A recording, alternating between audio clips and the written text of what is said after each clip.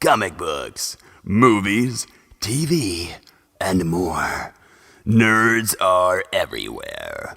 It's time to assemble!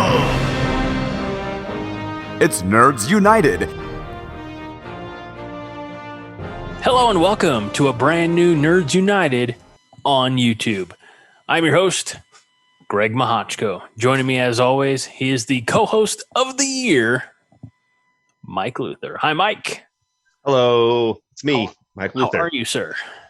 I'm not too bad. I'm doing pretty good. I got a haircut. You can't tell because I have my hat on, but I did get a haircut. Did you get a haircut or did you get them all cut? Nope, just one. Just I wanted to. Actually, you know what? Funny story about the haircut.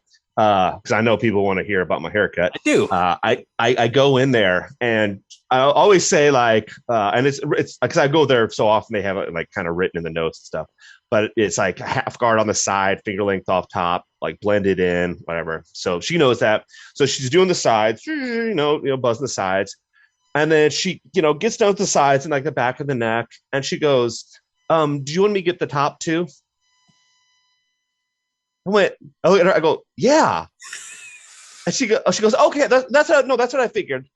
And then I'm like, I was thinking to myself, like, has anybody ever gotten a haircut? I just been like, just the sides, please. That's all, just the sides. I feel like maybe you forget the 90s when we all looked like we, walked around with the bowl on top and they just buzzed around the back and sides and that skater cut, as it was called. You had that cut, Mike. If I was just going to say, if I can find the picture, I'll put it somewhere, maybe, if I can find it. But I 100% had a bowl cut. I don't remember, Greg, if you did or not, but you most likely did. I did. Mm-hmm. And that was when everybody did. I used to ride my bike over a mile to the barbershop to get that cut. Oh, yeah. Yeah. Because that's the only place, like, in I think each of our towns, respectively, at least I'll speak solely for me, there was only one place for a guy to get a haircut. It was the barbershop across from with the old Frosty Whip. Yes. A lot of people don't know that there used to be a small little burger and shake place in this little town called New Baden, about a mile from the interstate, called Frosty Whip. And it was the best.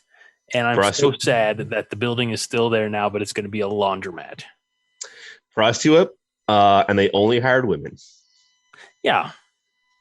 That's just, yeah. So riveting. People have already turned that. Like, if you're not from our small town, you've already turned this off. Just wait. We're going to talk about something here in just a second. I promise you. Right now, we are going to review and share our reviews for you for Suicide Squad. ... Hell to Pay. The 2018 DC Warner Animation movie that went straight to whatever streaming service it was on at the time. They weren't putting animated movies in theaters. Warner wasn't. And while some of them have been very good, this one wasn't good enough for a theatrical release, let's be honest. That being said, Mike, let's get into Hell to Pay. So, first of all, I liked Suicide Squad Hell to Pay. In fact, when I was watching it, I was like, this is exactly what a Suicide Squad movie should be, where you have a bunch of villains, obviously, and they're all trying to double cross each other. The only reason that they're working together is obviously the chip in the back of their neck that will blow their heads off if they don't comply. But they're villains. They're always going to look for a different way out. They're going to look for a way to, I'm going to tell one person one thing and then lie to the other person. It was amazing. I also really like, sorry, Greg, one thing, just before I forget, Killer Frost powers in there. And by the way, we're going to spoil stuff. It's a 3-year-old animated movie that's available right now on HBO Max. Yeah. Spoil away. When she, I forgot exactly when in the movie it was, but essentially she makes ice go across the floor like secretly and then like spike up and kill people. Oh yeah, by the way, there's a lot of death in this movie. There's like tons. Like, it is not for kids. No, rated R. Mm-hmm. But yeah, there's just, look, it's all animated violence and gore and blood, but it's there. At some point, you see Killer Frost's powers manifest themselves by just big chunks of ice that have formed up in in other villains' mouths and pretty much cut off their airways. And correct me if I'm wrong, but maybe broken their face in half. Yes. Yeah. Yes, absolutely. Yeah, that's how I believe that's what she's just spiked people from the ground up. Yeah, that's what. Yeah, it just came out of their mouth.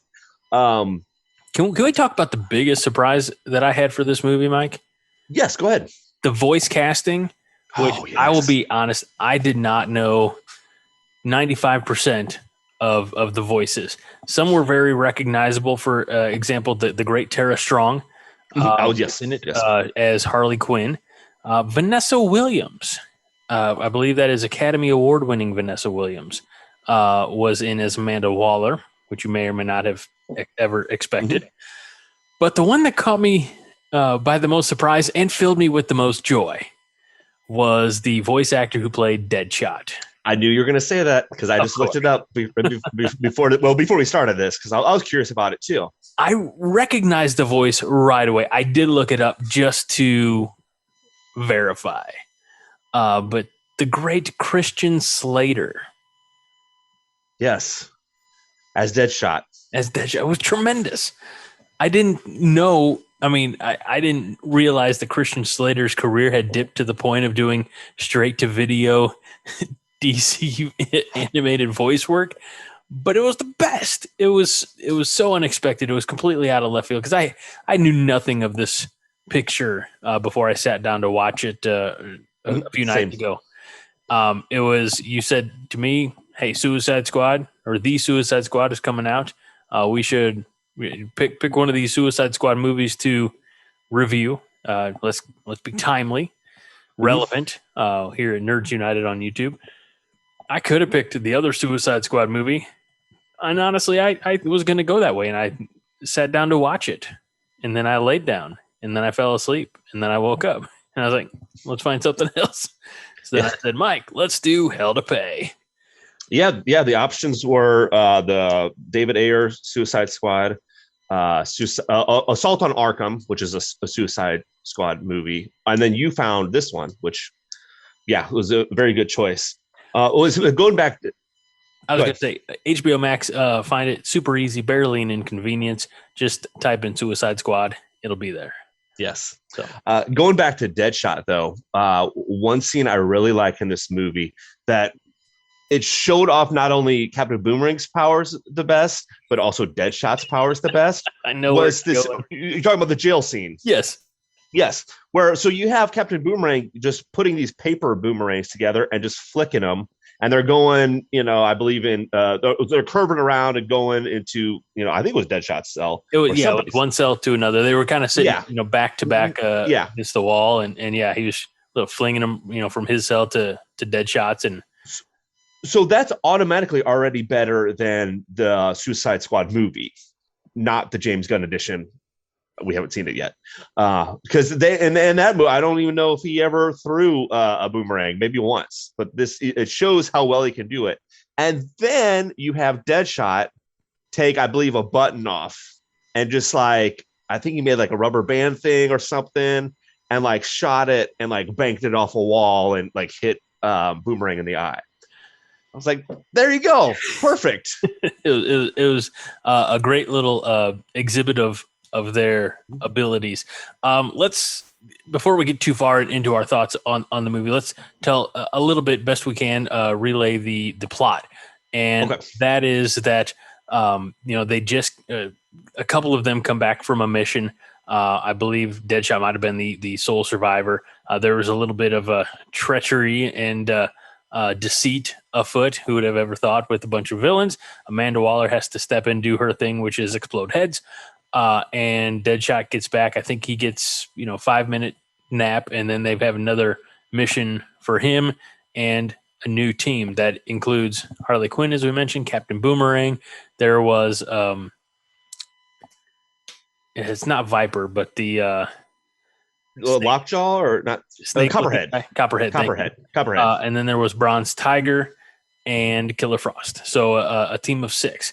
And right away, Waller says, this one's off books. You'll only be in communication with me.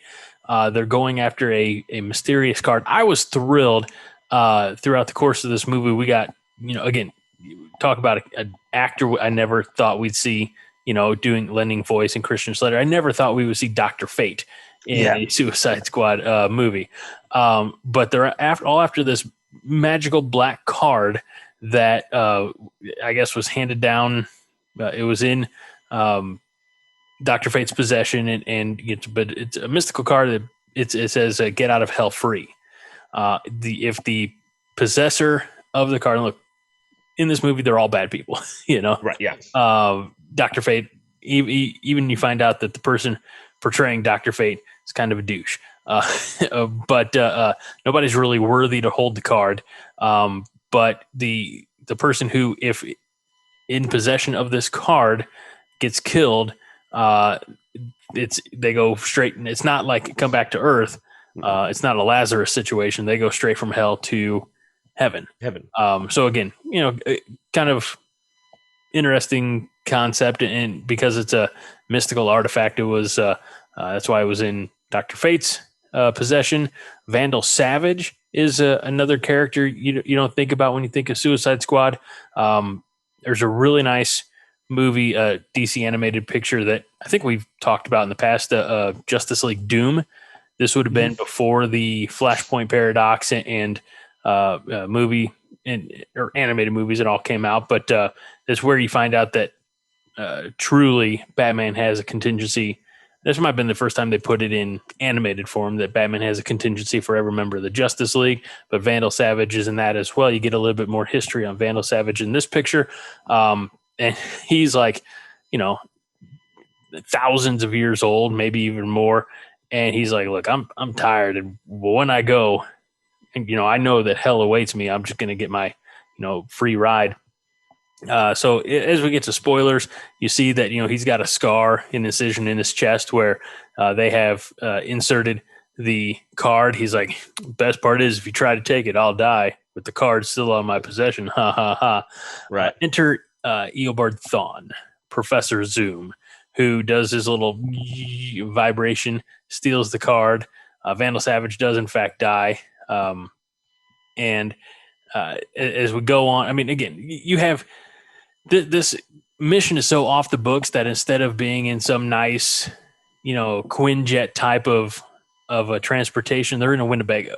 They have nothing. There's no support coming. The only real redeemable character, perhaps, is Bronze Tiger, who had made a vow that he never takes an innocent life, and kind of does show that. I guess we can give away the ending. The ending is that Bronze Tiger has the card in his possession. Zoom wants the card. He's like, I'll cut you 100 times, and I'll take the card. He cuts him a ton. Bronze Tiger holds the card. He's like, I'll cut you 1,000 times. Meanwhile, I mean, Eobard Thawne, you find out that he's got a hole in his head. He is manipulating time and dragging it out to keep him from dying. And I believe that is courtesy of Thomas Wayne Batman. He's like, I got shot in the head by Batman.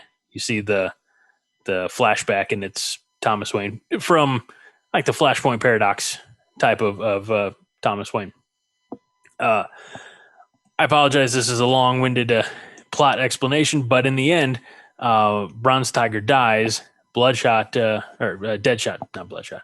Deadshot does the only admirable thing that he could do, and he gives Bronze Tiger the card so that Bronze Tiger, the really only good person in the group, can escape the demons of hell. Amanda Waller at the end of the movie, it's really great because she's behind all of this, death and mayhem. The card can only be used once. Right. She doesn't think it's been used. She has taken 10 years off of Deadshot's sentence, which essentially frees him. So now she has a card that she'll protect with her life, knowing that, when she dies, and I guess you find out she has a terminal illness or something, that she's going to be going soon. She thinks she's going to be going to heaven, but not so fast, my friend. So yeah, no, that's nutshell. that's very much all of the plot. There is, I guess, like you mentioned with Zoom, and I can never remember if it's Zoom or Reverse Flash. But you said it's a Zoom. They know they refer to him as Professor or as Zoom in the movie. I went with that being Eobard Thawne. I might be wrong. Yeah. But I do like that he was. I kind of think him as the main villain. Maybe Vandal Savage is also one of the main villains too. Who cares? But I like that they as powerful as Zoom is, you have to depower him, or else he would just literally like run through everybody, grab the card, and you're done. So like you mentioned, he has the big reveal is him pulling his hood back, and you see this giant hole in his head, where he said he talked about how Batman shot him in the back, and he like said he felt it, and he tried to vibrate his molecules or whatever, but he just couldn't do it in time. Right. Yeah. So like he's like somehow using the Speed Force to extend these last seconds into days, months, as much as he can. But he said, I know I can't do it forever. So they had to power him down. They see that also even before you have the big reveal, where Zoom is chasing them in a van, or not in, he's chasing them. They're in a van, and somebody, I think it might have been Deadshot, mentions like he's slow now or something like that, because he would have already killed us. Yeah, if he had his full speed. So I like that. I do also like that. What's Professor Pig? Yeah, was in there. I'm like, okay. Like I think Professor Pig has been in Gotham, which I didn't see, but I remember hearing about it. Gotham, the TV series. But besides that, I don't think he's been in, many other live action. True, he was in one of the Arkham video games. Oh, okay. I don't remember which one. I don't know. I guess I have to replay all of them. I guess you will, Mike. That's the only way to find out. And also you find out why they wanted Professor Pig, or why Vandal Savage wanted Pig, because he's the one who performed the surgery that put the card in Savage's chest. He was going to do some weird experiment on some innocent person, so it's probably a good idea that he got out of that. Yeah. So I like that Killer Frost. She said, I'll help you, but they're tracking me. And so Zoom, with whatever powers he had, probably a little bit more painful than usual for Frost, got in there and vibrated in and took out her neck bomb. Yeah. So yeah, it was, I think you summed it up best, and quite honestly a lot simpler than I did when you said it's just villains being villains, kind of everybody looking out for themselves till the end, when you had Deadshot do the right thing.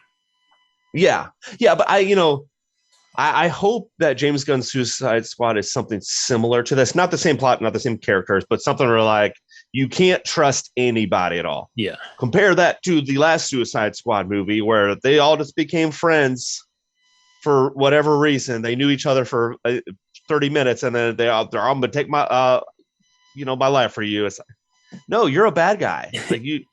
I really want the real motivation behind Starro. Now that I've seen Hell to Pay, I want it to be that he's looking for, or it, or whatever Starro is looking for a little black magic card. That perfect. And again, this is all relevant because the new Suicide Squad movie comes out this Friday in theaters and on HBO Max, which I'll probably be watching it on the Max, Mike. Same. Yeah. So to kind of put a button on this conversation, where were you at? Where do you end up? Scale of 1 to 10. Give me a ranking for Suicide Squad, Hell to Pay. Scale of 1 to 10. I am going to give it a solid 7. Yeah, I don't disagree with that. I was thinking right in that range as well. And you'd have to put some like asterisks, some caveats beyond, because it is an animated, movie. So if you think about it this way, it's just a very elaborate heist movie. it'd be like if Ocean's 11, but nobody really got along. Right. Yeah. True. And so for that reason, and I love Ocean's 11. Everybody knows that. I'm right there with you. It's a solid 7.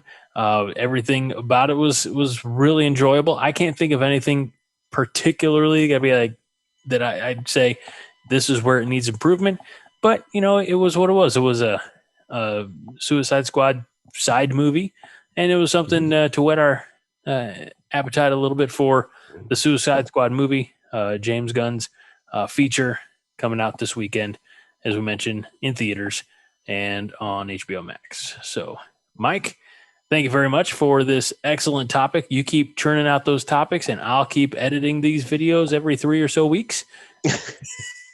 Although we have a bit of a time crunch because this one has to be out before. It does no good to say that the Suicide Squad movie's out this Friday when it actually came out 3 weeks ago. But so you'll have it before the Suicide Squad movie comes out.